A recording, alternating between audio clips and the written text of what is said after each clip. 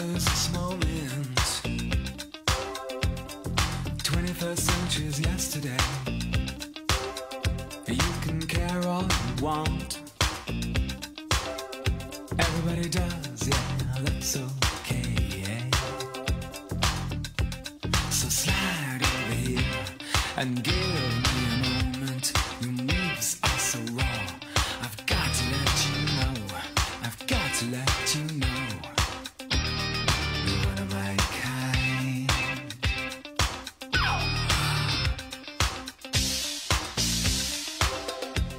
I need you tonight.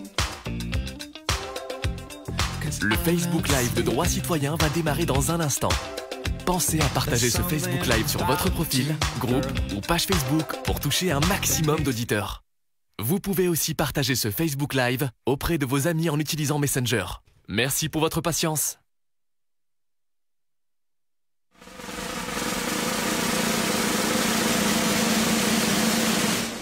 Vote ta France, la première émission où l'on parle de politique citoyenne par des citoyens et des citoyennes.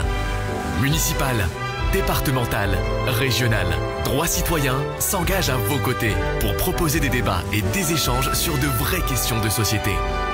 Vote ta France, une émission animée par Vincent Bach sur Droit Citoyen, le média libre et citoyen. Bonsoir à tous, nous sommes en direct aujourd'hui avec un peu de retard, mais ça vous avez l'habitude. On est le jeudi 20 février, il est 20h51 et aujourd'hui nous recevons dans le cadre de l'émission Vote ta France pour les municipales en direct de Saint-Étienne, les acteurs, les colistiers du moins, de la liste Synthé la citoyenne.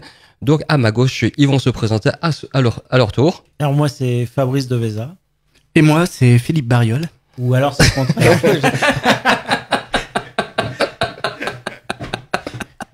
Bon, bah ça commence bien. Ça détend un peu l'atmosphère, c'est bien. Bon, tu sais que... Non, c'est l'inverse, hein, en fait. C'est l'inverse? Ah ouais. Ah ouais, c'est l'inverse. Bon, moi, changer de place puisque... moi c'est Philippe Bariol. Et moi, c'est Fabrice Deveza. Voilà. Alors, et toi, c'est Vincent Bach, c'est ça? C'est ça, mais le jingle, cela dit. Et le jingle, c'est la Marseillaise. Et la Marseillaise... Mais je peux le remettre, hein, il y a... Attention, Grégoire White, qui nous a quittés, hélas. Ouais. Un vieux monsieur, mais que j'aimais beaucoup. Moi Que j'ai eu la chance de fréquenter un tout petit peu. Il avait composé une Marseillaise, avec des nouvelles paroles. Bon, on la mettra la prochaine fois. Beaucoup plus fraternelle, un peu moins violente que la première édition. Et surtout un peu moins discriminatoire, plus tournée vers la fraternité et les autres peuples. Quoi. Voilà. En tout cas, merci à tous pour ceux qui nous rejoignent en direct. N'hésitez pas, bien entendu, à partager. Alors ce soir, on n'a pas de community manager, donc ce sera un peu difficile pour suivre vos commentaires, mais sachez que de toute manière, on se rattrape tout le temps. Pour ceux qui veulent éventuellement nous écouter sur la web radio, c'est sur Radio FR et Orange Radio. Vous recherchez Droit Citoyen en un seul mot et vous pouvez écouter en direct cette émission, mais bien sûr, plein d'émissions. Ce soir, la thématique de ce soir, on va aborder justement là où tout le monde va y passer. Hein. Alors, je parle pas de l'après, mais en tout cas on va dire de la sagesse. Ouais. L'âge de l'âge. Donc les personnes âgées, les seniors, parce que en fait on parle de personnes âgées, mais à partir de quel âge on se considère en tant que personne âgée? Alors là, il y a plusieurs critères, hein, ça dépend. Hein. Les seniors, à partir de 50 ans pour Pôle emploi. 50 ans pour Pôle emploi. Un senior? Oui. Et ça veut dire que moi, dans 2 ans et demi, je suis un senior. Ouais. Est-ce que je ressemble à un senior? En gros, quoi. Mais, non, mais alors là, mais oui, dans le monde du travail, c'est terrible. La marge où tu es vraiment dans le monde du travail, la marge où tu es vraiment dans le top, c'est très petit. Hein. Au début, tu n'as pas assez d'expérience. Et puis à la fin, tu es trop âgé. Mais il y a la zone où tu corresponds parfaitement. Non, mais dire que dans 2 ans et demi, moi, je suis un senior. Ouais. Alors là, je vais me faire chambrer encore plus par mes intervenants Bon, après, de droit citoyen. Après, il y a un autre critère, ça peut être l'âge de la retraite. Mais ça, tu as vu avec les manifestations aujourd'hui où tu étais, oui. je crois. Oui.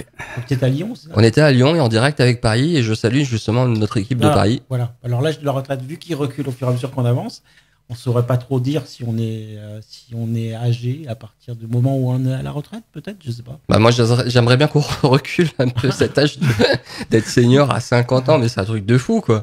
Mais c'est de la discrimination. Écoute, ça correspond sur le marché du travail, ça correspond à quelque chose. on est considéré déjà comme une personne un peu dépassée à partir de 50 ans. Ouais, non, mais là.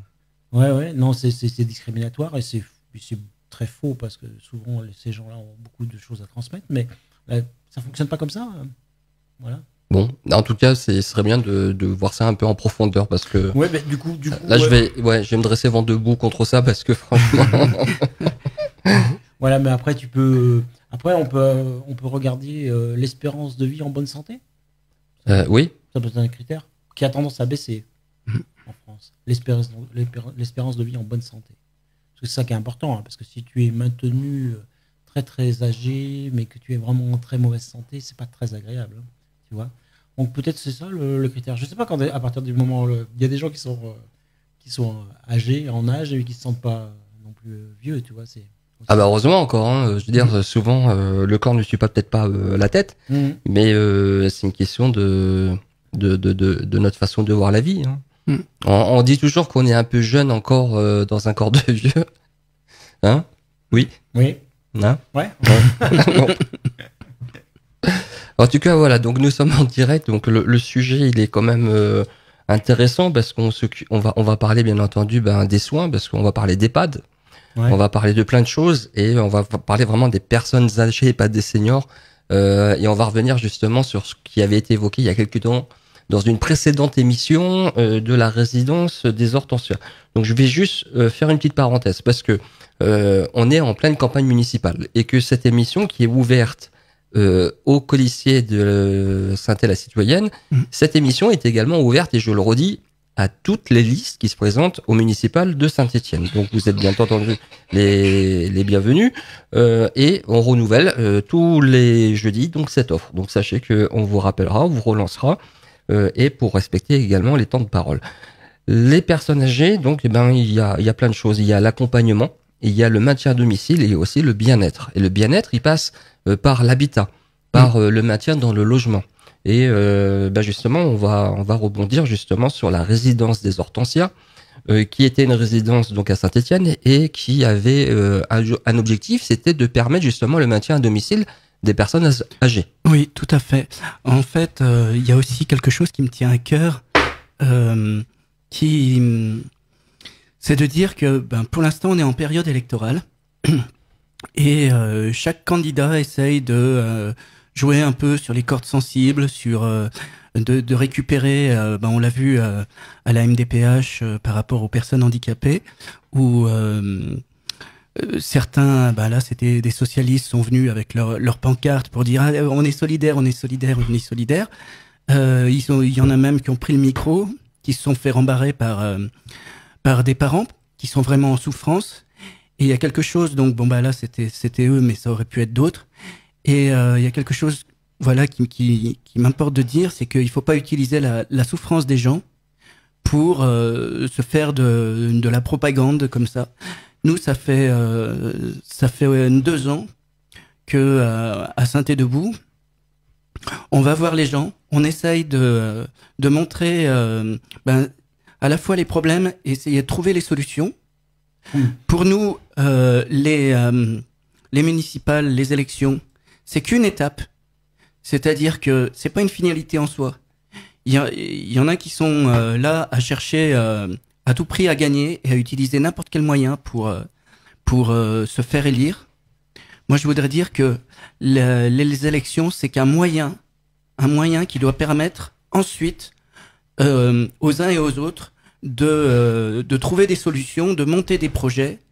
Et donc donc nous le sujet des personnes âgées, et puis j'ai parlé aussi des personnes handicapées, c'est vraiment un sujet qui nous tient à cœur. On a effectivement, moi j'ai fait pas mal de reportages avec les gens du CEPOM, avec Malik, avec Boubou, avec Hakim, les pommes du CEPOM, que je salue, les pommes du CEPOM.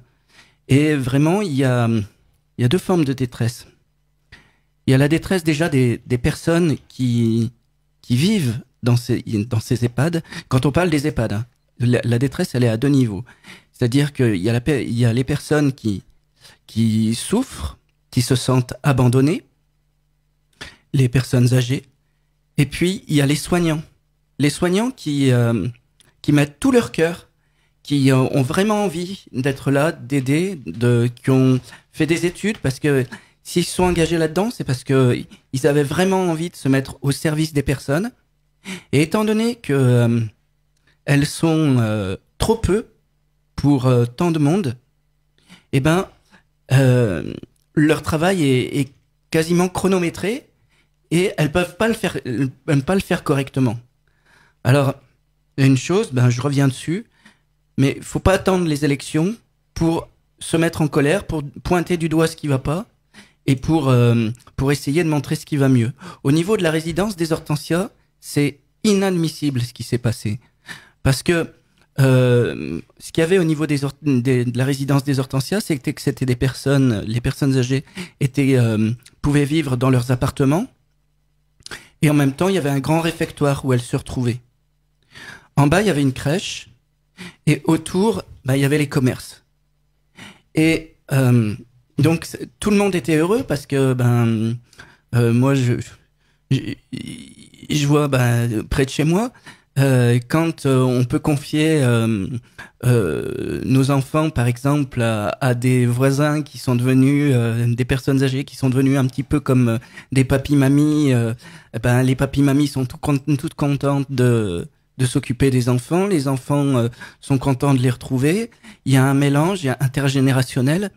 Et je pense que c'est ça qu'il faut promouvoir, c'est-à-dire ces échanges interprofessionnels, non seulement entre les petits-enfants et j'allais dire les grands-parents, qui sont aussi, il faut montrer toute la richesse, quoi. Tout à l'heure, quand on parlait, moi, il y a plein de choses on dit une personne âgée, c'est une bibliothèque. Et elle apporte plein de choses, elle apporte une continuation aussi, une certaine... c'est une transmission entre les années, quoi.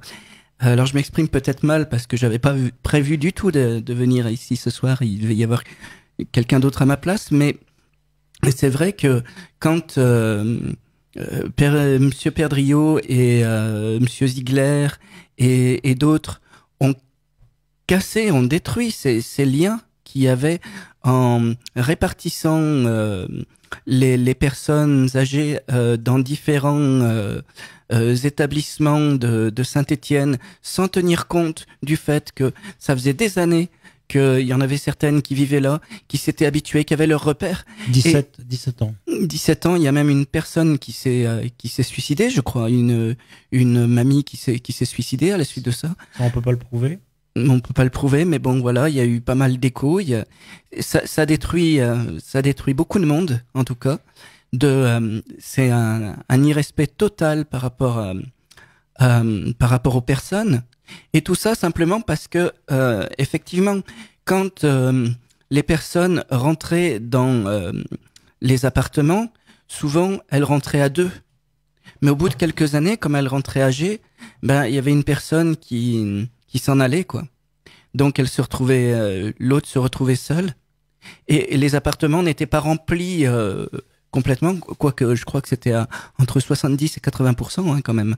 C'était rempli à 78%, ce qui est assez classique dans un foyer résidence où forcément, quand il y a un décès ou quoi, on peut pas remplacer la personne. Et comme les appartements n'étaient pas occupés à 100%, la mairie a décidé de les disperser. Et la disperser aussi le personnel. Disperser aussi le personnel. Alors justement, la ville de Saint-Étienne, elle s'est basée sur quoi pour fermer cet établissement?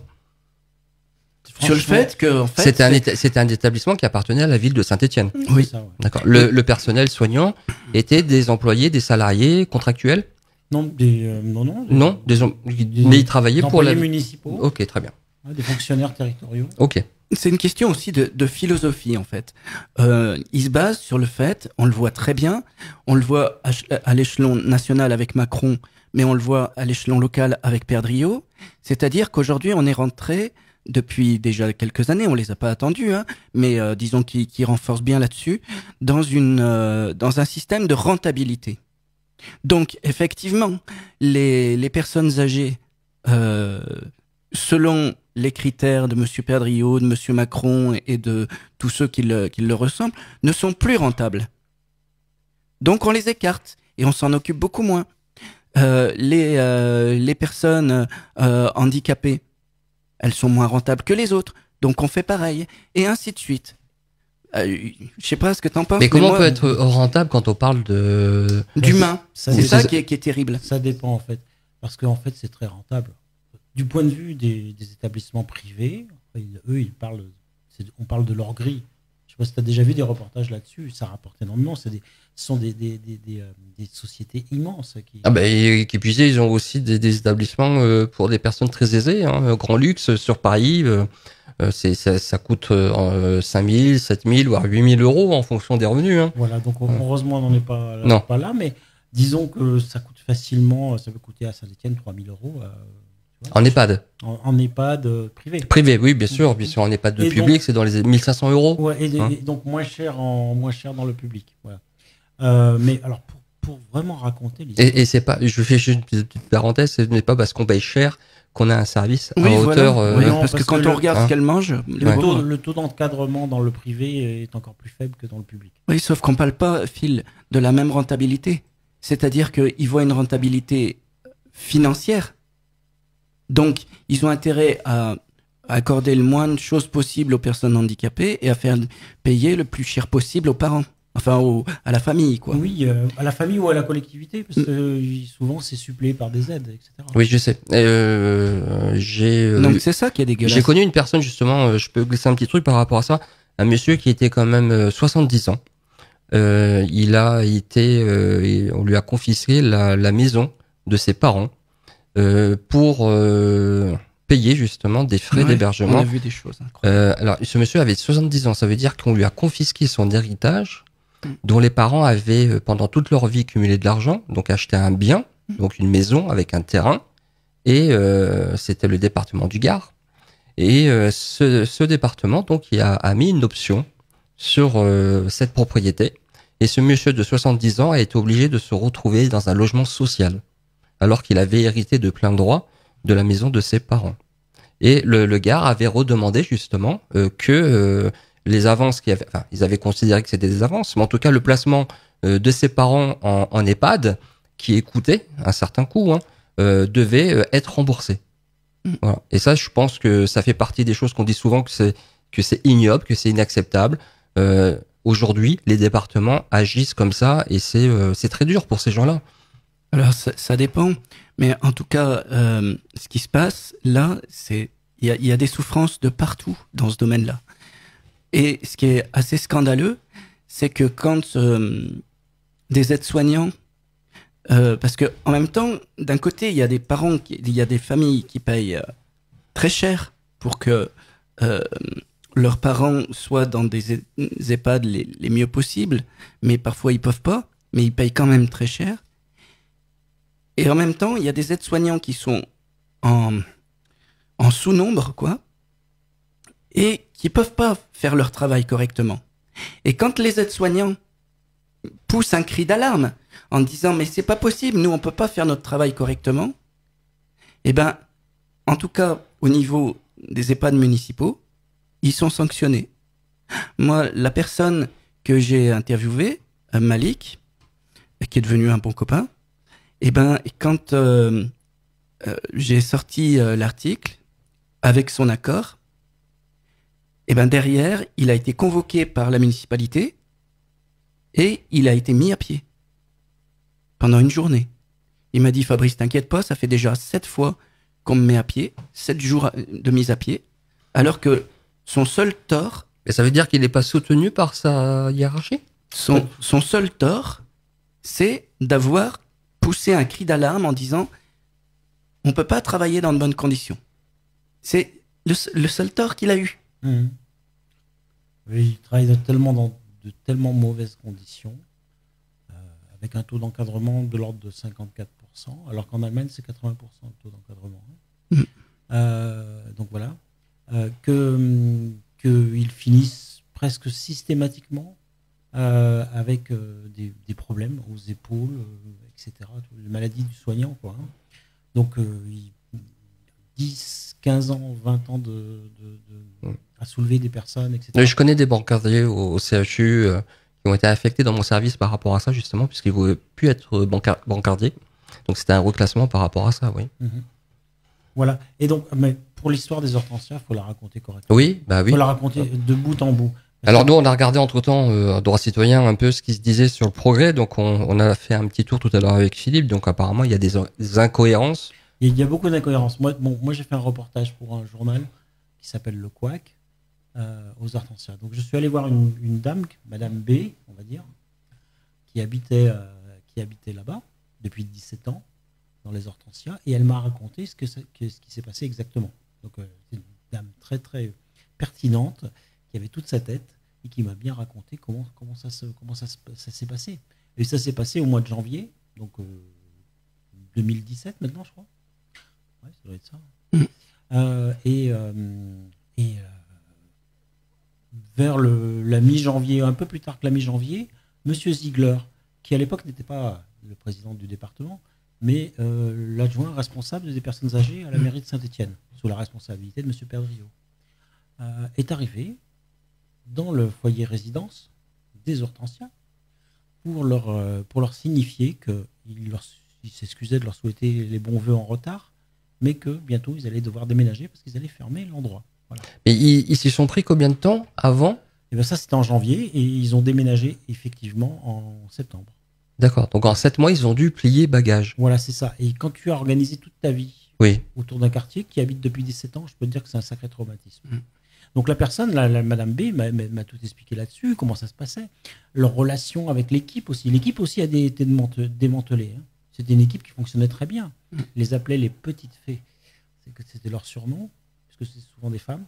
Ils disaient nos petites fées, c'est merveilleux comme elles sont gentilles avec nous. Il y avait une ambiance formidable dans cet endroit. Puis le fait que ce soit intergénérationnel aussi, ça se passait très très bien. Et avec le quartier, tout, c'était les commerçants. Ouais, il y avait toute une relation en fait. Hein. Alors pour situer justement cette maison, les hortensias, c'était sur quel quartier à Saint-Étienne? À Jacquard. Jacquard.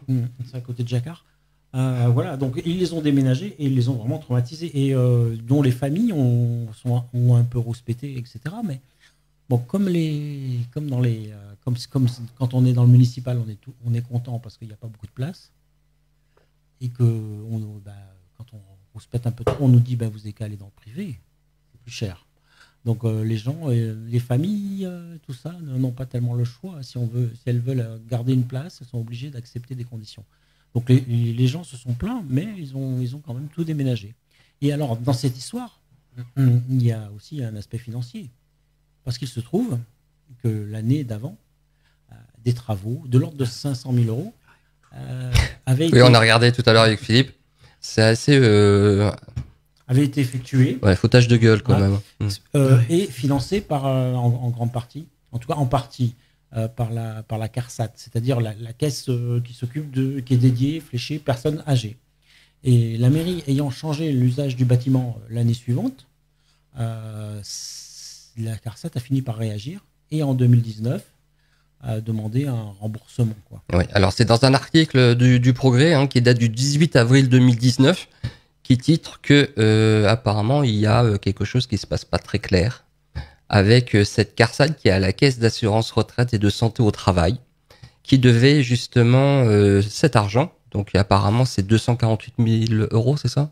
Bon, plus que ça. Plus que ça. Apparemment ce serait le montant de subvention accordé à Métropole Habitat par la CARSAT pour permettre la réalisation de travaux à l'ancienne résidence pour personnes âgées, les hortensias. Donc c'était l'année d'avant. Et quelques mois après, le truc il ferme. Quelques mois après, on change l'utilisation des locaux. Donc voilà, c'est là où est le problème, tu vois, parce que l'argent, il était dédié aux personnes âgées, il était fléché. Et pourtant, il y a quelqu'un qui est Madame Lucille Bilan, qui représentait la direction de l'action sociale de la CARSAT, précise qu'au moment de l'obtention de cette subvention, le cahier des charges qui stipulait clairement que le lieu devait accueillir des personnes âgées a été respecté. Mais dès lors que c'est plus le cas, cette subvention n'a plus de raison d'être. Voilà. Et c'est remboursé aujourd'hui? Ils ont bien été obligés de rembourser, je pense. Hein, voilà. Donc oui, là c'est un peu n'importe quoi. Mis à part le drame humain, on sent qu'au niveau financier, il y a une improvisation. Et je ne sais pas pourquoi, dans quel but.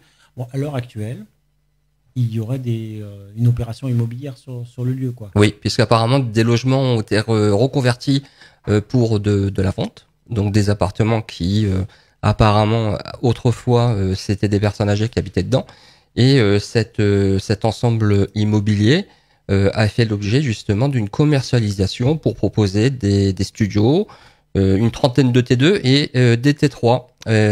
Et que forcément, il y avait de quoi faire financièrement, puisqu'apparemment c'est une opération qui représentait plusieurs millions d'euros selon le Progrès, puisqu'on cite le Progrès, puisque c'est la seule source locale, et c'est un article qui date du 4 avril 2019, c'est-à-dire que ça a été très vite en fait. Moi, je ne pense pas qu'on puisse déterminer qu'en février, ce type d'établissement puisse fermer, et que 2 mois après, on se retrouve à un article dans le Progrès, avec justement, tiens, ça va être vendu, on va faire des appartements. C'est qu'ils savaient pertinemment bien avant que ça allait se passer. En disant février 2017, c'est fermé, ça veut dire, mais il y avait des personnes dedans en février 2017. Bah oui. Donc ils considèrent donc qu'il y a des personnes dedans, mais c'est fermé quand même, quoi. C'est une drôle de mentalité quand même.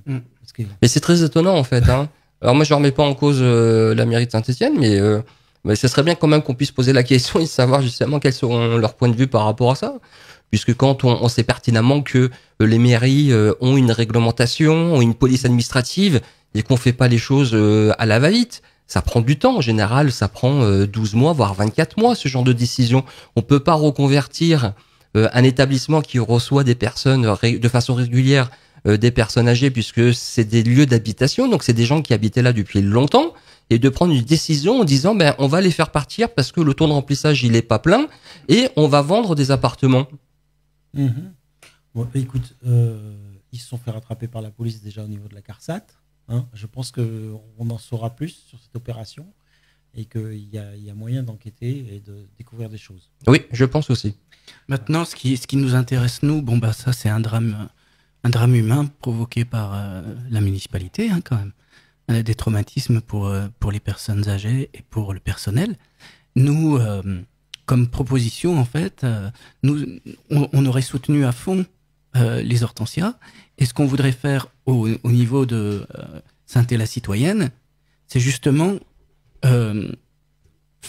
soutenir un maximum de projets qui mettent en lien ce type d'établissement.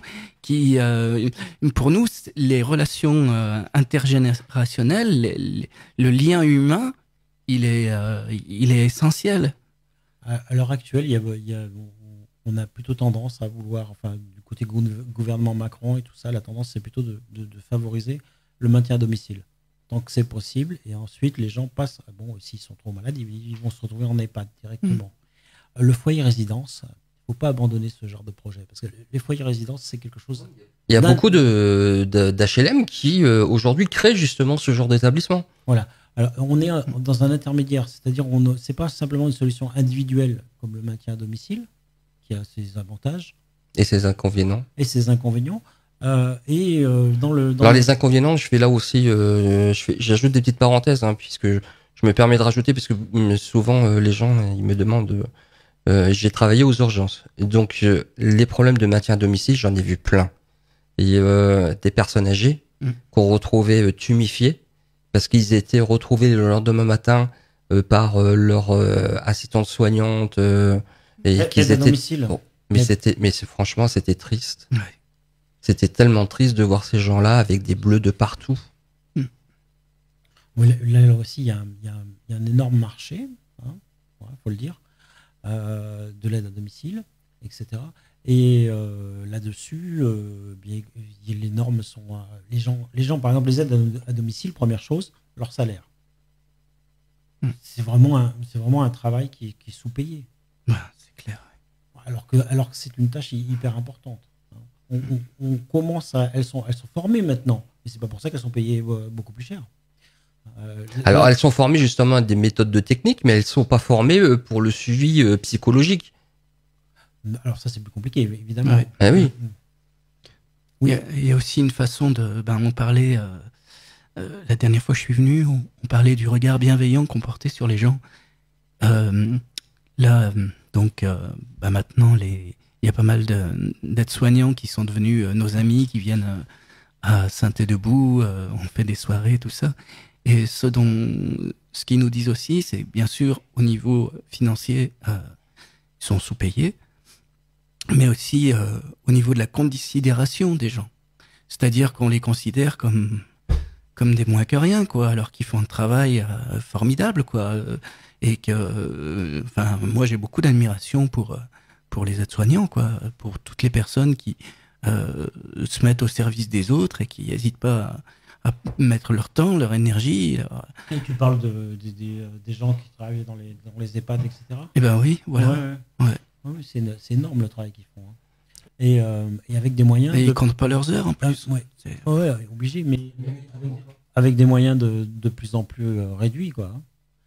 Parce que tu vois, tu sais ce que c'est le CEPOM. Le CEPOM, c'est le contrat pluriannuel. Oui, j'ai lu tout à l'heure justement, voilà. Puisqu'apparemment la ville de Saint-Étienne avait signé justement un contrat pour la période de 2016 à 2019, voilà, qui prévoyait apparemment une somme de 1 104 000 euros. La preuve que je suis quand même, hein, parce que il faut dire que Synthé la citoyenne a édité justement, c'est le programme. Ouais. D'accord. Donc ce programme, on va pouvoir le résumé du programme. Le résumé du programme. Donc on mettra le lien dans la vidéo pour que les personnes qui veulent vraiment s'intéresser à cette liste, qui est essentiellement des gens qui parlent de politique citoyenne, vous puissiez justement connaître un peu plus justement ces membres, ces acteurs et ce qu'ils prévoient justement pour la ville de Saint-Étienne. Donc le CEPOM, le contrat pluriannuel, donc tu disais 2016-2019, aurait dû être à la hauteur de 1 104 000 euros, et en fait, en réalité, il a été signé à 400 000 euros. Ouais. Mais ça, c'est des sources sûres. Ah oui. Mais comment on a pu enlever 2 tiers? C'est ça le problème, c'est que quand les aides-soignants et toutes les équipes encadrantes ont découvert, infirmiers, etc., ont découvert ça, ils ont dit mais c'est pas possible, on ne peut pas fonctionner avec si peu d'argent. Donc c'est un contrat, pour expliquer, c'est un contrat qui est passé avec l'État et le conseil départemental qui détermine notamment l'effectif du personnel. Alors justement, on en parlait. Ça fait que c'est impossible. Ah oui. Ça fait que ça donne des conditions impossibles. Et donc à ce moment-là, les aides-soignants et tout ça ont constitué ce collectif qui s'appelle les pommes du CEPOM. D'accord. On les prend pour des pommes, quoi. Voilà. Et ils ont essayé d'obtenir quelque chose. Par rapport à ça, la municipalité n'a pas vraiment soutenu, à part envoyer une lettre. La municipalité ne s'est pas mis derrière les aides-soignants pour dire c'est pas possible, on peut pas remplir la mission dans ce cadre-là, il nous faut une rallonge, etc. Alors l'obtenir ou pas l'obtenir, ça c'est une autre question, hein, parce que la préfecture aurait sans doute retoqué le maire, mais au moins être solidaire derrière les personnels, quoi. Oui, parce plutôt que de les mettre à pied. Quand on lit, ça fait quand même 3 soignants pour 76 résidents. C'est de la folie. Oui. De la folie. Sachant que les personnes d'un certain âge ont besoin de plus de soins, plus d'attention. Et ça recoupe un peu justement des témoignages qui sont faits de façon anonyme, justement de soignants d'EHPAD, qui disent qu'ils ont que quelques secondes, ne serait-ce que pour faire la toilette. Le nettoyage. Voilà. Et ce que tu disais tout à l'heure, tu parlais de psychologie. Ils sont formés, les aides-soignantes et les aides-soignants à ça. C'est-à-dire que normalement, ils ne sont pas censés faire une toilette. Ils sont censés accompagner une personne dans sa toilette et avec le maximum d'autonomie de son côté, développer son autonomie, etc. Et prendre soin de oui, ça ne se fait pas en 2 minutes. De la personne. Voilà. Et ça, c'est ça justement de quoi ils se plaignent. Ils se plaignent qu'ils ne peuvent pas faire leur métier dans toute sa définition. Ils nettoient une personne. Oui, et concrètement aussi, quand il n'y a pas suffisamment d'aides-soignants, mettons, ça c'était Malik qui me l'avait raconté, ça arrive régulièrement. Mettons qu'ils aient fait en toute vitesse la toilette de quelqu'un et que après, ils sont obligés de faire un tour de rôle, mais que la personne, 1 heure après, très concrètement, elle se fait dessus. Et parfois, il faut attendre jusqu'au lendemain matin. Elle doit attendre jusqu'au lendemain matin pour avoir de nouveau un aide-soignant, une aide-soignante qui viendra. Ça veut dire qu'elle va rester avec... Toute la nuit. Toute la nuit. Toute la nuit. Mais ça irrite. Mais c'est dégueulasse. Mais ça brûle. Ben oui, voilà. On peut pas déjà. Et puis il y a l'humiliation, quoi. Je veux dire, la personne, elle se sent rabaissée, dégradée. Elle se sent dégradée. Donc voilà, c'est tout ça qu'il faut prendre en compte. Il est 21h24. Alors ce soir, comme on a pris un peu de retard, ce que je vous propose, c'est de faire une petite pause musicale. Ouais. Et puis on revient, et puis on va parler justement un peu de ce que vous proposez, ce que vous préconisez dans le cadre de votre candidature pour les municipales. Est-ce qu'on passe Synthé la citoyenne? Si tu veux, ouais. Alors, lequel? Le l'hymne officiel de Synthé la citoyenne. Oh, d'accord, ok. Ouais.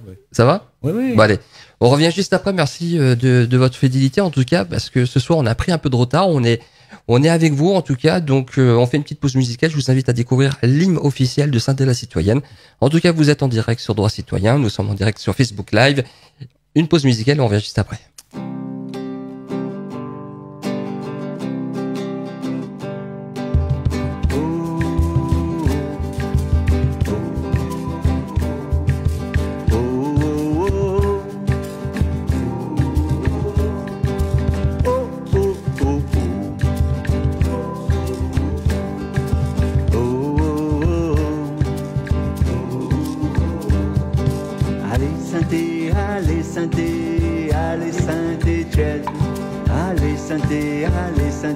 Synthé la citoyenne. Allez Synthé, allez Synthé, allez Saint-Étienne. Allez Synthé, allez Synthé, Synthé la citoyenne. Elle est tienne, elle est mienne, Synthé la citoyenne. Elle est tienne, elle est mienne, notre Saint-Étienne.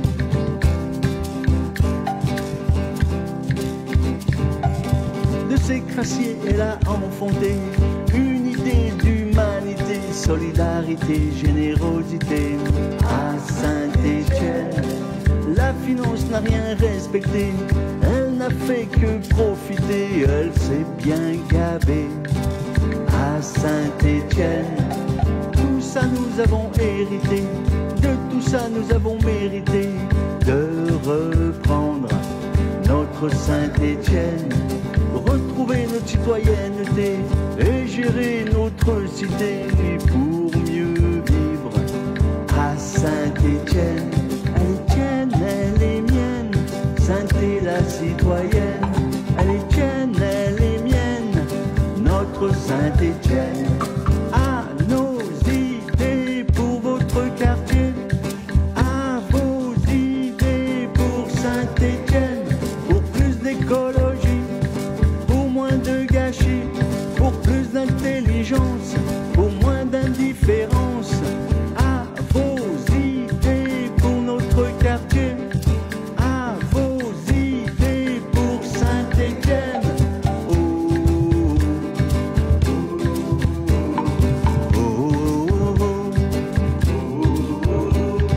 Oh, oh,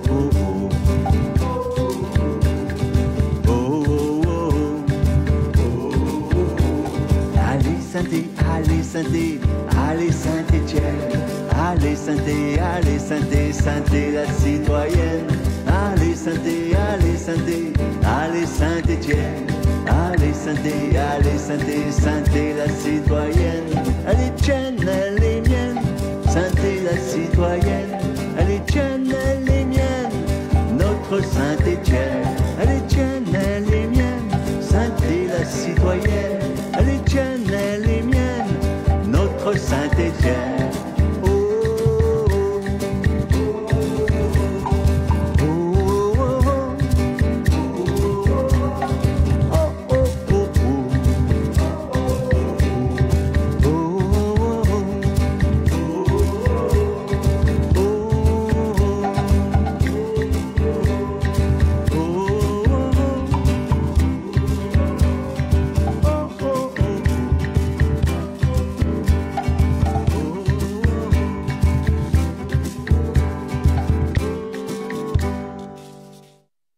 Vote ta France, la première émission où l'on parle de politique citoyenne par des citoyens et des citoyennes. Municipal, départemental, régional, Droits Citoyens s'engage à vos côtés pour proposer des débats et des échanges sur de vraies questions de société. Vote ta France, une émission animée par Vincent Bach sur Droits Citoyens, le média libre et citoyen.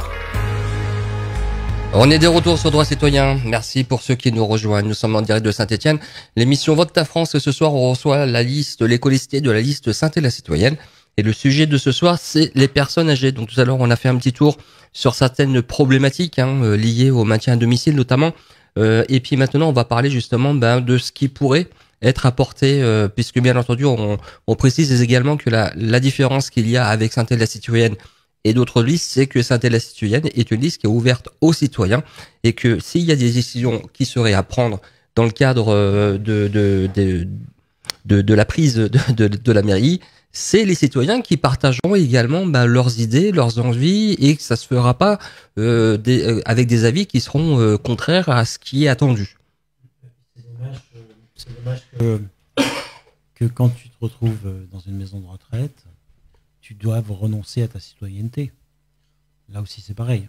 Tu vois, je ne pense pas que ce soit dit quelque part qu'une personne, parce qu'elle est dans une maison de retraite, elle n'est plus un citoyen. Donc, elle devrait avoir voix au chapitre, y compris dans la maison de retraite, bien sûr.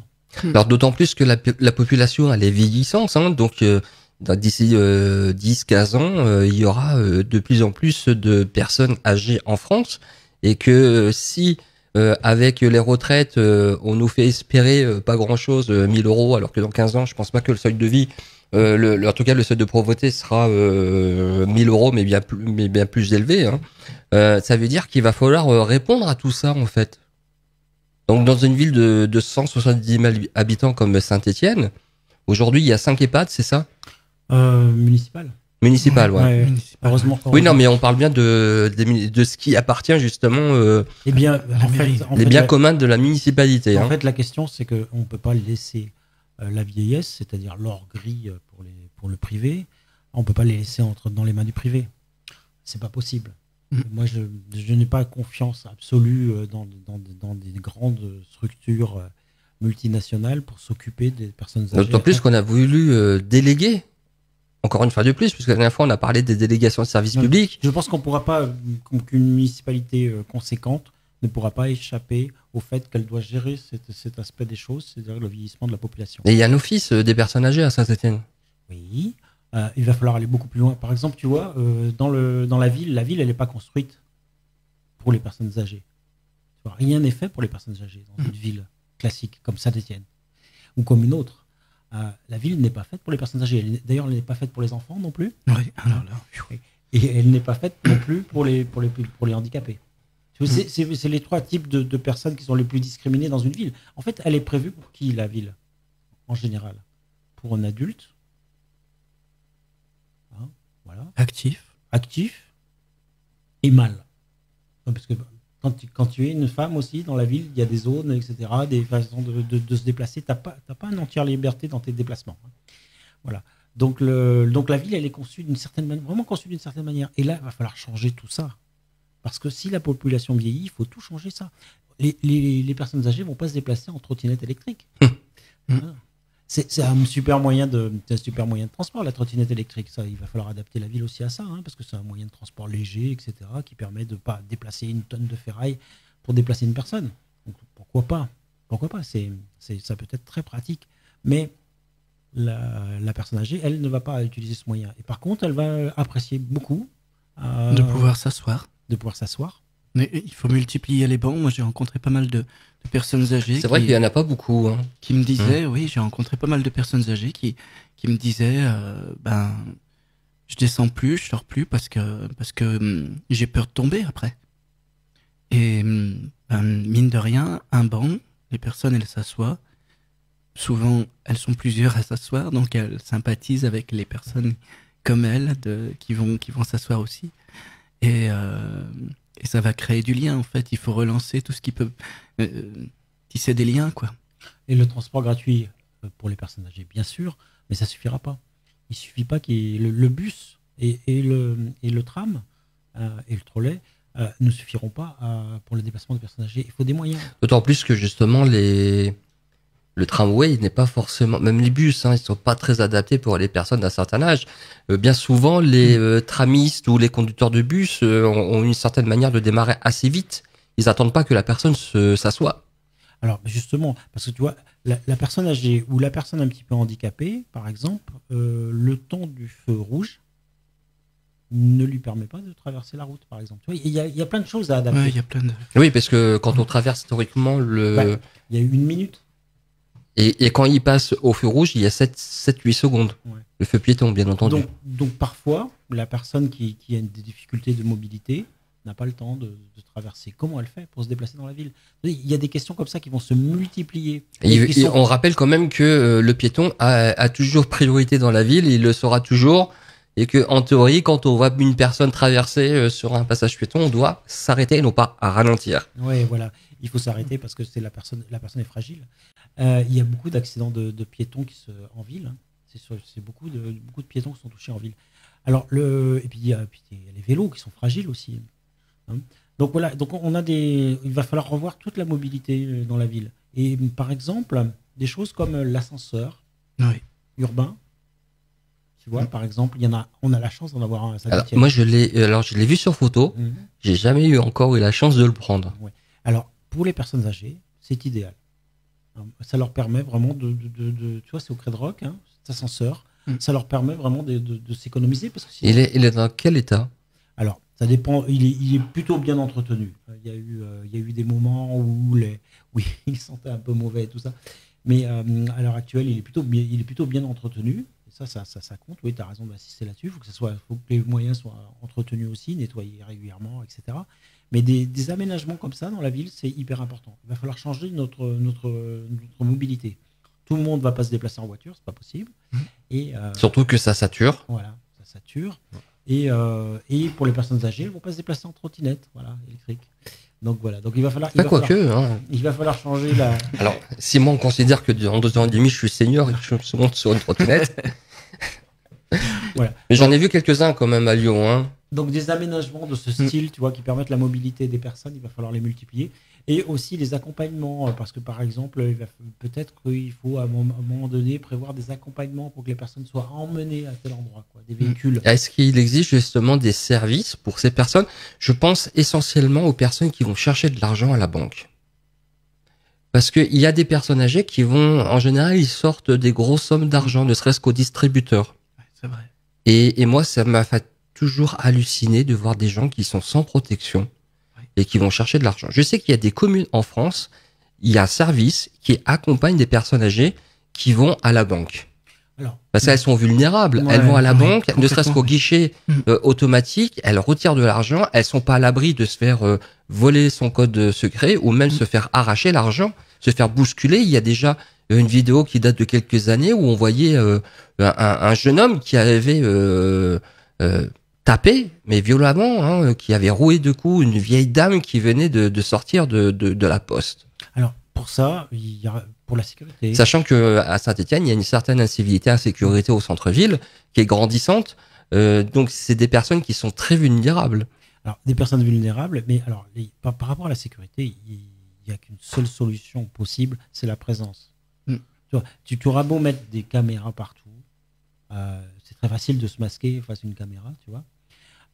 Tu auras même des écouteurs comme ils voulaient mettre. Des micros. Des gros micros. Une cinquantaine. Enfin, moi, j'étais pas contre cette idée-là. Après, il fallait voir l'utilité, hein, puisque il y a certains gilets jaunes qui avaient décrié l'utilité de ces micros-là, qui étaient plus apparemment qui pourraient faire l'objet de surveillance et non pas de veiller à la sécurité. Il y avait la CNIL a reconnu qu'il n'y avait pas de sécurité là-dessus, et donc elle a rebooté le projet et a raison. C'est pas tout de mettre des micros, des machins. Il faut s'assurer ensuite de son utilisation. Il faut qu'on soit sûr que une caméra, elle dissuade plus qu'un micro. Alors oui, et puis franchement, c'est ce qui dissuade le plus, c'est la présence. Faut miser en fait sur l'humain. Voilà. Il y a une commune, alors il y a quelques années, où la délinquance était assez forte. Je me souviens plus de la commune. Et ils ont tenté une expérience qui, au départ, a un peu effrayé les gens. C'est que pour chaque personne âgée, ils ont payé un jeune. Ils ont demandé à un jeune de prendre soin d'une personne âgée. C'était risqué quand même comme challenge, je veux dire. Pour le jeune ou pour la personne âgée? Non, mais des jeunes de quartier, des jeunes de quartier. Des jeunes de quartier. Des jeunes de quartier. Dont leur mission, en fait, chaque jeune avait à aider, à veiller, en fait, devenir un ange gardien, en fait, d'une personne âgée. Donc au début, c'était voilà, il y a un peu la crainte de ce qui va se passer, tout, bon, voilà. Et en fait, ça, le taux de délinquance et le sentiment d'insécurité a baissé d'un coup. Oui.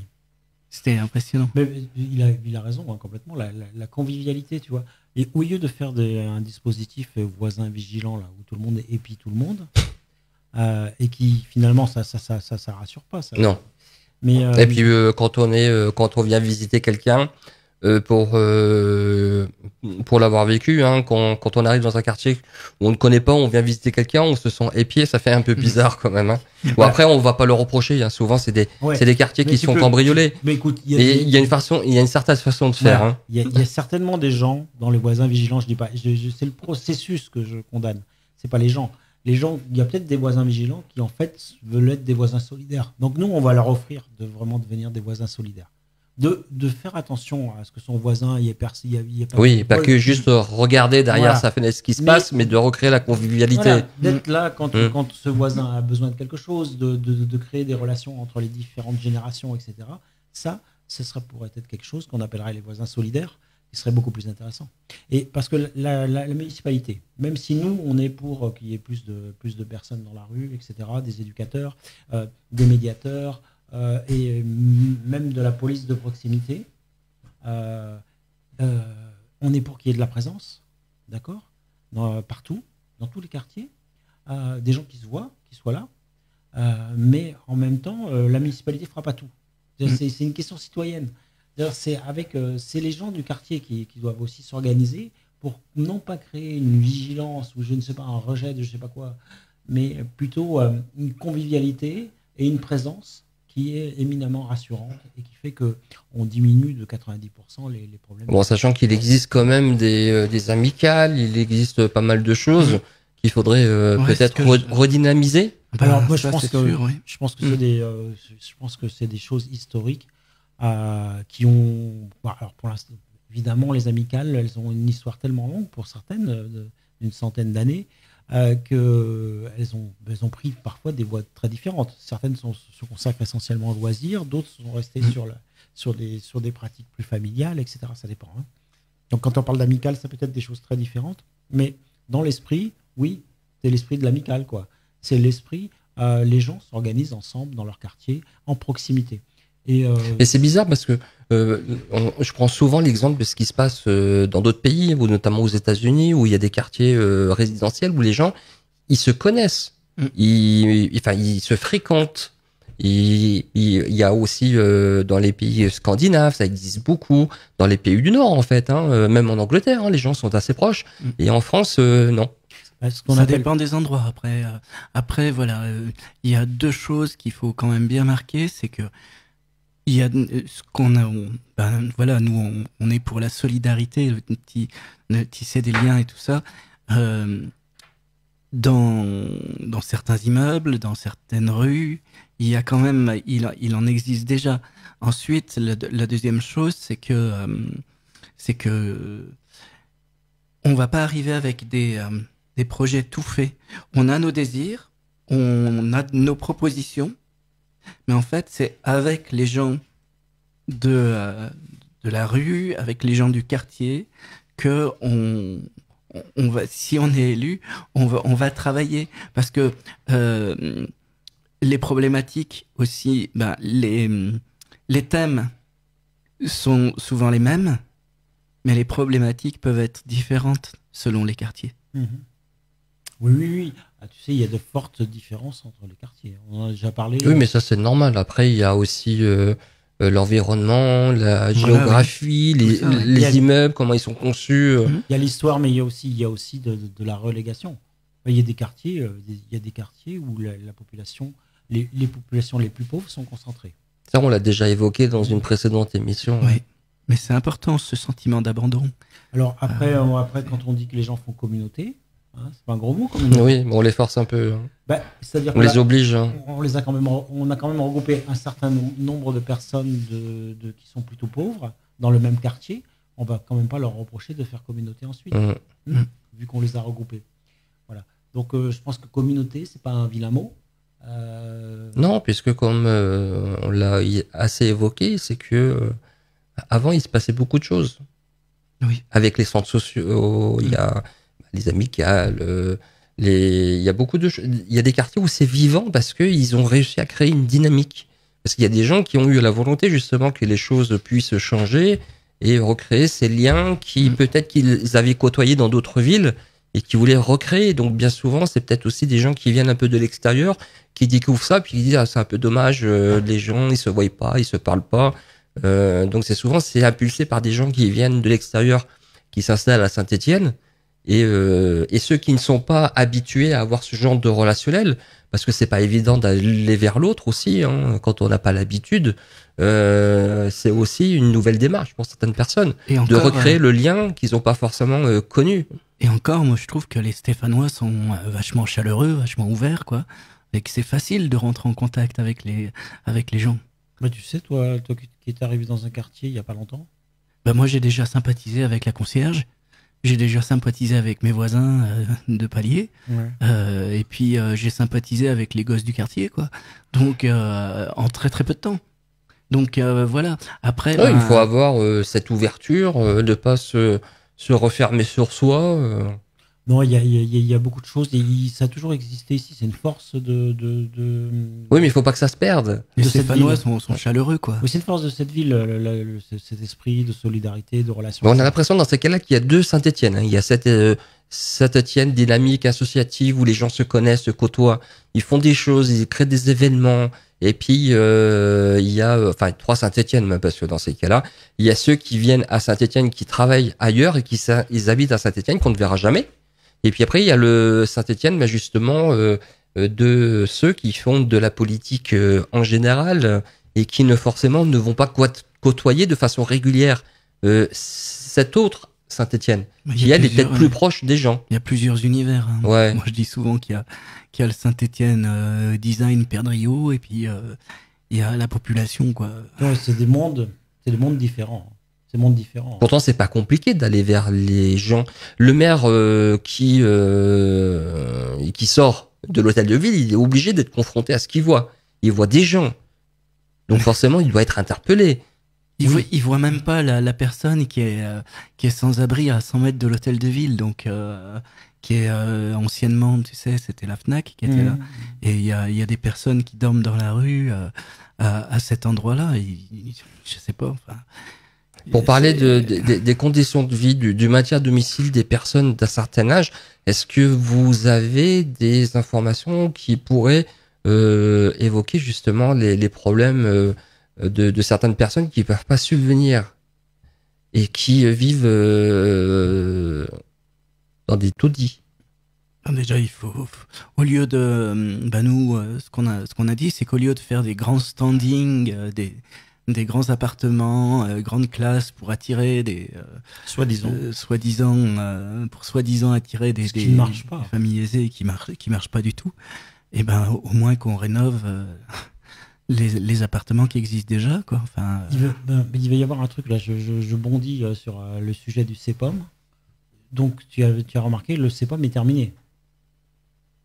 Le précédent CEPOM là. Oui, et 2019. Voilà.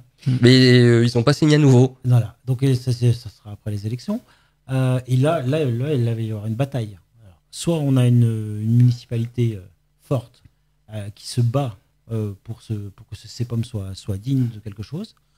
Soit on va encore avoir un budget lamentable, quoi. Donc vous, par rapport à ça, justement, donc vous avez écouté ces soignants. Oui. On les a rencontrés. C'est devenu des amis, quoi. À de multiples reprises. Ouais, et justement, avec eux, vous vous êtes dit que peut-être que pour le prochain CEPOM, qui devrait être signé pour la période 2020-2023, il faudrait créer un certain nombre d'emplois. combien on a dit? Moi, j'ai eu 18, j'ai vu. Hein. Ouais, 18, c'est un minimum. 18 postes d'aide-soignants. Hein. Ouais. 18 postes d'aide-soignants minimum. Et pour cela, il va falloir faire... Alors, avec la possibilité de créer un EHPAD supplémentaire. Alors, il va falloir être avec les employés municipaux pour se défendre, pour que ce CEPOM soit digne des besoins qu'on a. Voilà. Alors, est-ce qu'on va réussir, est-ce qu'on va pas réussir? Mais en tout cas, on sera aux côtés des personnels. Il faut que le maire et l'équipe soient aux côtés des personnels pour lutter, quoi. Voilà. Pour obtenir un meilleur CEPOM, quoi. Voilà. Alors, après, la préfecture peut casser tout ça, etc. Mais bon, c'est une lutte, quoi. Et de toute façon, dans tous les projets que nous, la citoyenne, on veut mettre en avant, ils vont à l'encontre d'intérêts très, très forts. Oui, de l'intérêt général. Non, ils vont à l'encontre d'intérêts privés très forts. Donc, on n'est pas dupes. On sait très bien qui on a en face. Voilà. Donc dans cette lutte-là... On défend l'humain. Voilà, dans cette lutte-là où on va défendre... Oui, et puis marchandiser un peu tout ça, pour moi, c'est comme l'eau.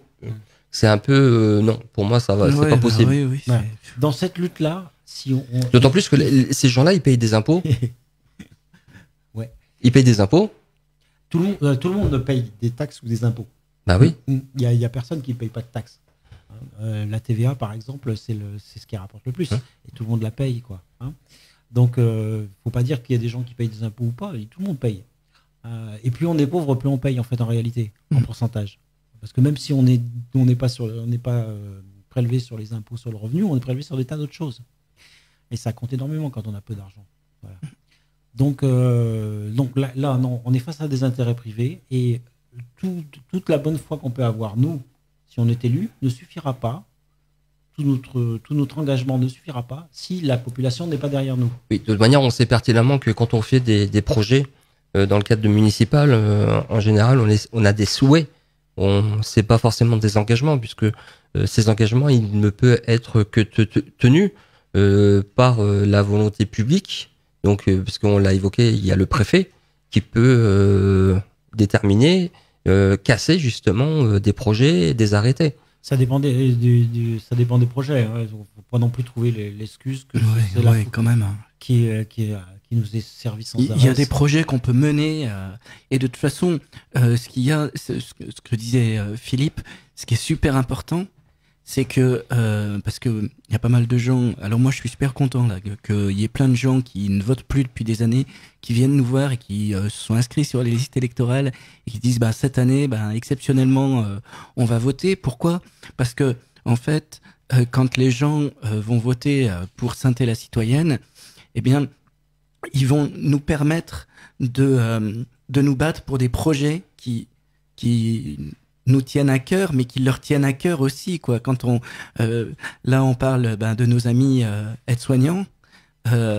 Voilà, s'ils sont, ils vont être avec nous, mais voilà, ils nous donnent la possibilité, en fait, en votant pour Sainté-la-Citoyenne, ils nous donnent un certain nombre de possibilités, la possibilité de mener avec plus de force certains combats, certaines luttes. Alors ces luttes, quand on commence une lutte, on n'est jamais sûr de savoir si on va la gagner ou si on va la perdre. Mais si on se donne pas tous les moyens pour y arriver, voilà, c'est-à-dire que... On parle beaucoup des aides-soignants, il y a aussi des infirmiers, des infirmières. Oui, c'est pour ça que tout à l'heure on parlait et des personnels d'entretien qui jouent un rôle hyper important dans les EHPAD, il ne faut pas les oublier. Oui, c'est vrai. D'ailleurs, elles sont venues aussi à Saint-Édebout. Donc on a parlé du maintien à domicile, les EHPAD, qu'est-ce qu'il y aurait autour des personnes âgées à développer qui aujourd'hui n'existent pas? On a évoqué aussi la gratuité pour les personnes âgées. On a parlé des transports, beaucoup, la mobilité, c'est important, qu'ils puissent se déplacer. Il faut lutter contre l'isolement. Donc là, on a parlé des voisins solidaires, de l'intergénérationnel, tisser des liens, ça c'est hyper important. Donc il faut aider toutes les associations et tous les collectifs qui voudraient se lancer sur ce genre de projet. C'est là où il faut mettre des subventions. Et puis l'urbanisme qui peut aider les personnes âgées. On a parlé des bancs, on a parlé, voilà. Au lieu de voir le côté pognon, on va dire. Il faut voir le côté humain, quoi. Comment on peut aider les humains? Comment on peut aider les êtres humains à mieux vivre? C'est ça qui est important. Et avec, tu sais, la dématérialisation de tout, Oui, de tous les services, les pauvres. Pôle emploi, la Ouais. CAF, etc. Alors, je les imagine avec un téléphone portable faire des démarches. Voilà, c'est ça. Ouais. Et bon, après, il y a des personnes âgées qui se débrouillent, et qui prennent des cours et tout ça. Mais bon, quand même, c'est un peu difficile, surtout quand ta vue baisse beaucoup, etc. Où tes doigts sont Mais c'est là où elles peuvent se faire avoir, en fait. Ah, complètement. Parce que bien souvent, elles demandent de l'aide à des gens qui connaissent pas. Ils ouvrent la porte aussi à des gens qui ne connaissent pas. En théorie, il existe des espaces publics numériques. À l'époque, on appelait ça les écrivains publics. Alors, dans un espace public numérique, c'est surtout pour apprendre l'informatique et les choses comme ça, tu vois. Mais ils sont tellement en nombre restreint à Saint-Étienne, et ils sont tellement blindés totalement, il n'y a pas de place dans ces endroits, que ce n'est que de la théorie, quoi. Donc là, Il faudra demander à Google qui s'est installé à Place Jean Moulin, justement, de pouvoir éventuellement, puisqu'ils ont des ateliers numériques, de pouvoir un peu investir. Hein. Alors eux, ils sont prêts à faire ça, tu parles. On sait jamais. Oui, non, mais eux ils Mais ont, si je l'ai évoqué, c'est pas pour rien. eux, ils ont déjà leur atelier tout le temps, etc. Tout ça, alors qu'ils sont animés par des auto-entrepreneurs de chez Google, là, tout ça. Enfin, tout ce système d'ubérisation, tout ça, on est en plein dedans. Et alors, évidemment, tu vas apprendre l'informatique là-bas, mais tu vas apprendre l'informatique à la Google, quoi.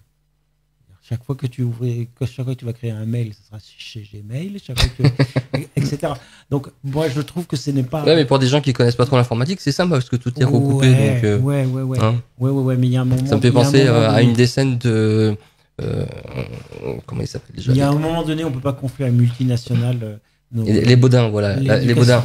L'éducation des personnes âgées au numérique, quoi. Je crois qu'il y a quelque chose qui est insensé là-dedans, surtout qu'on sait ce qu'ils vont en faire, quoi. Ouais, surtout la suppression des services publics au sein même des préfectures. Voilà. Ouais. Utilisation des données dont on n'a aucune garantie, etc., etc. Surtout justement le piratage pour ces personnes qui se font très facilement avoir avec le phishing, qui se font avoir surtout en fait. Voilà. Parce qu'ils prennent pas attention. Il y a parfois, tu te demandes si tu as intérêt vraiment à ce que tes parents ou tes grands-parents passent sur Internet, quoi. Tu as une hésitation quand même à les lâcher là-dessus, tu vois. Bah, c'est comme les enfants, hein. C'est quand on peut pas savoir sur quoi ils vont réellement tomber, il faut prendre des précautions. Donc peut-être qu'il y a un Internet justement pour les personnes âgées qui existe, puisqu'il y a aussi un Internet pour les enfants. Bah, sur l'Internet... quelque chose qui soit simplifié. Il me semblait que il y avait des tablettes qui existaient où il y avait juste des grosses icônes en fait pour simplifier les choses. Pour ceux qui n'avaient pas trop l'habitude, au moins ils savaient qu'il fallait cliquer là pour aller sur la poste, cliquer là pour aller sur le compte bancaire, cliquer là pour envoyer un mail ou aller sur Internet. Tu as vu dans le dernier magazine municipal là, bah, je l'ai à côté, je l'ai feuilleté en vitesse. Ouais, là, c'est ça. Tu as une grande page sur les ateliers Google. Donc la mairie... Ah bah je l'ai peut-être lu sans faire exprès, c'est pour ça que je l'ai évoqué. La mairie fait de la publicité à des ateliers Google. Je vois pas en quoi la mairie a à faire de la publicité pour une... Mais ils sont partenaires, hein, c'est marqué sur la vitre. Hein, voilà, ils sont partenaires. Oui, alors avec nous c'est terminé. Au revoir Google. Il y a aussi, pour en revenir à des choses, parce que c'est un état d'esprit. Pour moi, c'est un état d'esprit. Après, on peut le décliner sous différents.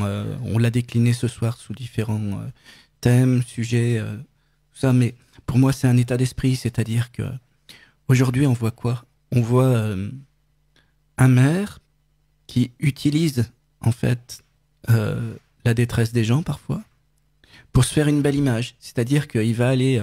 Lui, ça l'aurait pas dérangé, par exemple, d'aller à la résidence des Hortensias, de se faire venir les journalistes pour dire bah ouais, vous voyez, je suis proche des gens, je suis proche des personnes âgées, je vais leur serrer la main, je les embrasse, tout ça. Il l'a déjà fait? Et ensuite, bah on le voit sur les magazines, et ensuite de couper les subventions et d'envoyer les gens à droite à gauche.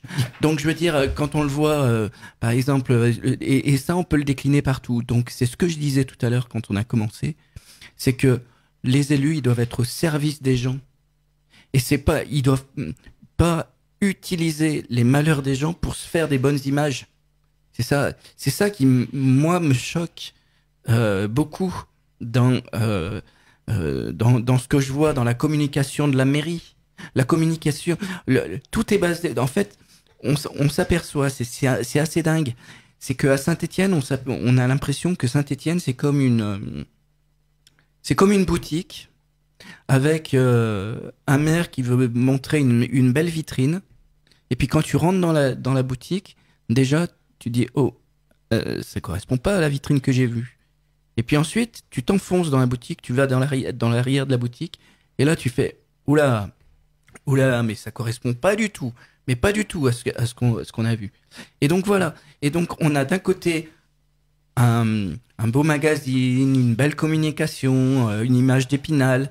Voilà, alors un maire qui va aller saluer par exemple les personnes âgées ou qui va se montrer avec des enfants. Mais derrière qui fait une politique qui les oublie complètement, quoi. Il est 22h. Alors pour ceux qui nous suivent en direct, sachez que cette émission sera, quoi qu'il en soit, en mode replay. Parce que bien souvent, les émissions qu'on fait avec Vote ta France sont souvent vues et revues. Et c'est pas plus mal, puisqu'au moins ça prouve qu'il y a eu une interaction à ce que vous présentez. Est-ce que vous voulez qu'on continue un petit peu ? Moi, je voulais donner une nouvelle que j'avais trouvée très intéressante. Alors, ça ne concerne pas les personnes âgées, enfin, quoique tout le monde, ça concerne tout le monde. C'est qu'à Roche-Taillé, je ne sais pas si vous êtes au courant, il y avait un projet d'installation d'une grosse antenne 4G proche des habitations, et notamment aussi d'une réserve LPO tenue par un ami que je salue. Et donc les habitants de Roche-Taillé se sont regroupés contre ce projet de Bouygues. Ce Bouygues est l'autorisation de la mairie de Saint-Étienne. Et ils ont C'est sur un site de la mairie ? Ils ont fait une pétition et avec oui, c'est sur un site de la mairie. Et ils ont fait une pétition et de l'ordre de 700 personnes ont signé. Tu vois, Roche-Taillé, c'est petit. Hein.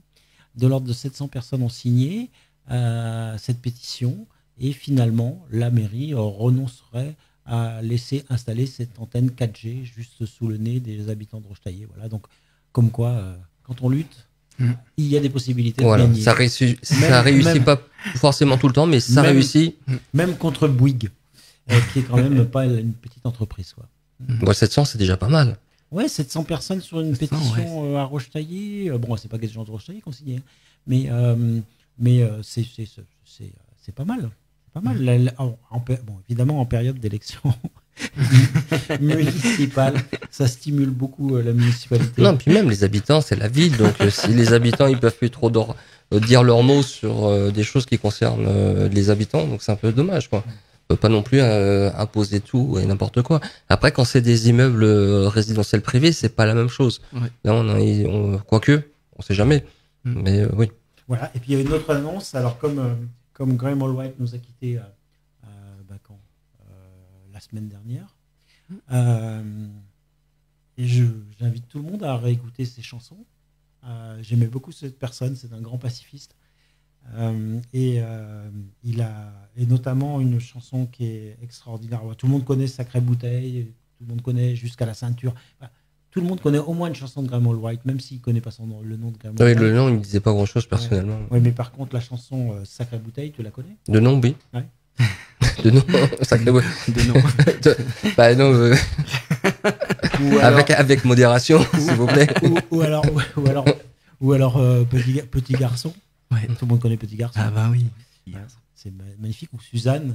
Magnifique. Suzanne, oui, ça me parle. Ouais. Et moi, ce que je recommande, c'est réécouter Le Jour de Clarté, qui est vraiment une chanson superbe. Bon, on l'écoutera la prochaine fois. Voilà. La prochaine fois. Voilà, ouais. Et puis peut-être dire que t'as parlé trop vite de Graham Allwright, mais profiter des campagnes, de la campagne électorale pour faire des pétitions et obtenir. Alors, justement. Mais je crois que Graham, s'il nous écoute, il est d'accord avec nous, parce que lui, il a jamais renoncé à un combat. Ah oui, c'est un combattant. Ouais. La semaine prochaine, vous organisez une réunion publique. Oui. Le 25. Tu vois, on oublie de faire notre publicité. Ouais, Ouais, heureusement que je suis là. Hein. Ce serait pas le 28 plutôt? Je sais pas, il me semble que c'est le 25. Je me suis peut-être trompé sur la date. J'ai envoyé la photo à Fabrice parce que je vois un peu les affiches. Il me semblait que Le 25 février, mardi 25, réunion publique à 19h à Michael Laïc de la Richlandière. C'est 81 rue de la Richlandière pour ceux qui ne connaissent pas. Et c'est ouvert à tout le monde. Ouais. Oui, parce qu'on avait fait une réunion là où on a décidé de notre liste, mais celle-là c'était entre les gens qui voulaient se présenter, quoi. Voilà, donc on était une cinquantaine de personnes. Et justement, tout à l'heure, tu évoquais justement qu'il y a des gens que vous allez voir parce que vous faites beaucoup de porte-à-porte. Il y a des gens qui viennent justement rejoindre votre liste. C'est-à-dire que nous, on n'a pas spécialement besoin d'aller faire des meetings dans les quartiers. Pour collecter, ouais. Parce qu'on y est en fait dans les quartiers. On y habite. Donc voilà. Donc nous, on voit les boîtes. Par exemple, à Montieu, je n'ai pas forcément besoin de faire un meeting parce que je vois mes voisins tous les jours. Ils me parlent, etc. Donc je rencontre plein de gens. C'est ma vie quotidienne. Voilà. Tu vois, donc c'est comme ça aussi qu'on s'organise. C'est beaucoup plus informel que de faire des meetings où les gens ne peuvent pas parler. Ils iront peut-être pour voir le maire. Hein. Oui, écouter un discours, voilà. Ouais, en même temps, faut pas être dupe parce que pour les petits parce qu'en fait, ce qui se passe aussi, c'est que souvent le candidat, peu importe sa sensibilité politique, se déplace avec tout son staff. Et il se déplace dans les différents quartiers. Il y a très peu de gens du quartier. Et en réalité, si on regarde bien les photos, on s'aperçoit qu'il y a c'est les mêmes que... il y a toujours les mêmes personnes, quoi. Donc, c'est juste une question de com après. Donc, on va se dire le petit mot de la fin. Ouais. Hein, et le petit mot. Le petit mot. Le petit mot? Oui. Petit mot. Avec le cœur. Encore avec le cœur. Le petit mot de la fin, c'est écoutez, aux élections, faites ce que vous voulez, votez ou ne votez pas si ça vous plaît pas. Si les 8 listes, il n'y en a pas une qui vous plaît, ne votez pas. Voilà, choisissez. Alors moi, je ne connais pas toutes les listes, donc je ne vais pas les citer. Mais votez suivant vos convictions, profondément. Voilà, c'est ça qui est important. Faites quelque chose de cohérent. Votez pour ce qui vous plaît vraiment. Voilà. La semaine prochaine, on va évoquer quel sujet? Il m'a dit qu'il y avait la jeunesse, il y avait quoi d'autre? La culture. La culture. La semaine prochaine, c'est la jeunesse ou la culture? Je sais pas, je me souviens plus. Je sais plus. Donc en tout cas, merci de nous avoir rejoints encore une fois de plus pour ce soir. Vous m'avez manqué la semaine dernière. On avait rediffusé 2 émissions de Vote à France. Donc la semaine dernière, vous étiez en train de déterminer justement les colistiers de la liste. Écoutez, je vous remercie d'être venu. Merci à toi, Vincent. Merci. On va se quitter quand même en chanson. J'ai trouvé une petite chanson parce que justement tout à l'heure le mot senior quand même a très perturbé. On va passer une chanson d'Edith Mitchell, comme quand j'étais môme. Ouais. Voilà, c'est une belle chanson en tout cas. En tout cas, merci de nous avoir suivis une fois de plus. Cette émission sera, quoi qu'il en soit, en replay sur Facebook et rediffusée sur la web radio Droit Citoyen. Vous la retrouvez bien entendu sur radio.fr et Orange Radio. Vous regardez Droit Citoyen en un seul mot. Il y a aussi une collecte, j'ai oublié de dire parce qu'on a lancé une collecte de fonds. Enfin, la première. Même 1 euro, nous, ça nous suffit parce que si vous êtes 3000 à déverser 1 euro, ça nous remplit de joie. Je soutiens droitcitoyen.fr.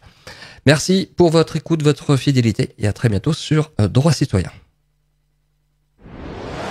Justement, un droit citoyen par rapport à d'autres médias, il laisse parler les gens et c'est vraiment la voix du peuple en fait. On ne nous pose pas les questions choisies parmi tant d'autres pour stigmatiser les gilets jaunes. Droit citoyen nous laisse vraiment la parole. On peut discuter.